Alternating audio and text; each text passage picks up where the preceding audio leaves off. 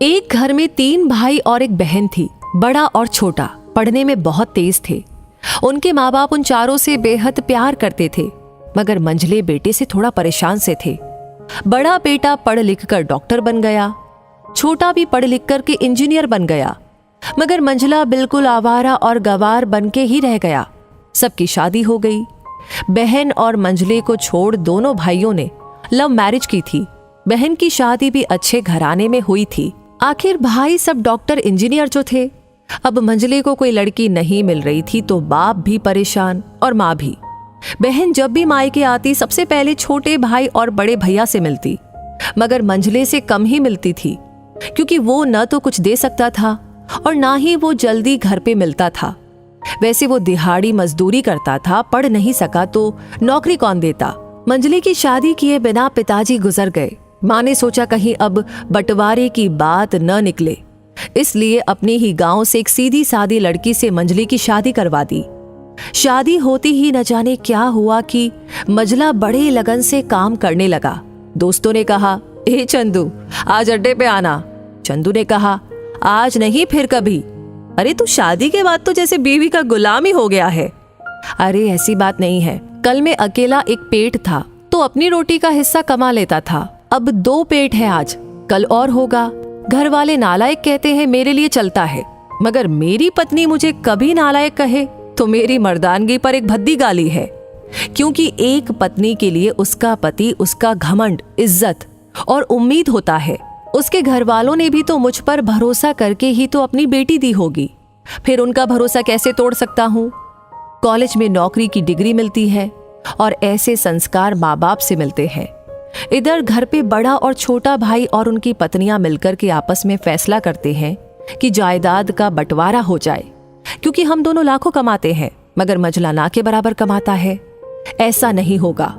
माँ के लाख मना करने पर भी बंटवारे की तारीख तय होती है। बहन भी आ जाती है, मगर चंदू है कि काम पे निकलने के लिए बाहर आता है। उसके दोनों भाई उसको पकड़कर भीतर लाकर बोलते हैं कि आज तो रुक जा, बंटवारा कर ही लेते हैं। वकील कहता है ऐसा नहीं होता, साइन करना पड़ता है। चंदू ने कहा, तुम लोग बंटवारा करो, मेरे हिस्से में जो देना है दे देना, मैं शाम को आकर के अपना बड़ा सा अंगूठा चिपका दूंगा पेपर पे। बहन ने कहा, अरे बेवकूफ, तू गवार का गवार ही रहेगा, तेरी किस्मत अच्छी है कि तुझे इतने अच्छे भाई बहन मिले। माँ ने कहा, अरे चंदू आज तो रुक जा, बंटवारे में कुल 10 बीघा जमीन में दोनों भाई 5-5 रख लेते हैं और चंदू को पुश्तैनी घर छोड़ देते हैं। तभी चंदू जोर से चिल्लाता है, अरे फिर हमारी छुटकी का हिस्सा कौन सा है। दोनों भाई हंसकर बोलते हैं, अरे मूर्ख, बंटवारा भाइयों में होता है और बहनों के हिस्से में सिर्फ उसका मायका ही है। चंदू ने कहा, ओह, शायद पढ़ा लिखा न होना भी मूर्खता ही है। ठीक है, आप दोनों ऐसा करो, मेरे हिस्से की वसीयत मेरी बहन छुटकी के नाम कर दो। दोनों भाई चकित होकर बोलते हैं, और तू। चंदू माँ की ओर देख के मुस्कुरा के बोलता है, मेरे हिस्से में माँ है ना। फिर अपनी बीवी की ओर देखकर बोलता है मुस्कुराकर, क्यों चंदूनी जी, क्या मैंने गलत कहा। चंदूनी अपनी सास से लिपटकर कहती है, इससे बड़ी वसीयत क्या होगी मेरे लिए कि मुझे माँ जैसी सासू मिली और बाप जैसा ख्याल रखने वाला पति। बस यही शब्द थे जिसने बंटवारे को सन्नाटे में बदल दिया। बहन दौड़कर अपने गंवार भैया से गले लगकर रोती हुई कहती है, माफ कर दो भैया मुझे, क्योंकि मैं समझ ही नहीं सकी आपको। चंदू ने कहा, इस घर में तेरा भी उतना ही अधिकार है जितना हम सभी का। बहुओं को जलाने की हिम्मत किसी में नहीं होती, मगर फिर भी जलाई जाती है, क्योंकि शादी के बाद हर भाई हर बाप उसे पराया समझने लगते हैं। मगर मेरे लिए तुम सब बहुत अजीज हो, चाहे पास रहो या दूर। माँ का चुनाव इसलिए किया ताकि तुम सब हमेशा मुझे याद आओ, क्योंकि ये वही कोख है जहां हमने साथ साथ 9-9 महीने गुजारे हैं। माँ के साथ तुम्हारी यादों को भी मैं रख रहा हूँ।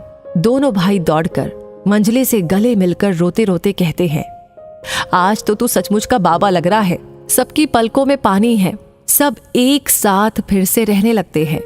तो दोस्तों, ये कहानी आपसे क्या कह रही है, क्या महसूस कर रहे हैं, आपकी क्या राय है इस कहानी के बारे में, हमें कमेंट सेक्शन में लिख करके जरूर बताइएगा। लाइक कर दिया है तो इसे शेयर करना बिल्कुल ना भूले। साथ ही साथ आपका प्यार मोहब्बत ये हमें देते रहिए, क्योंकि ये हमारे लिए है असली मोटिवेशन। वैसे ये कहानी आपको हमेशा मिलती रहे, हर नोटिफिकेशन आपको सबसे पहले मिले, उसके लिए ज़रूरी है आप इस पेज को फॉलो करें। तो नहीं किया है तो तुरंत कर लीजिए। मिलूंगी बहुत जल्दी ही ऐसी कहानियों के साथ, तब तक के लिए आपसे कहूंगी धन्यवाद।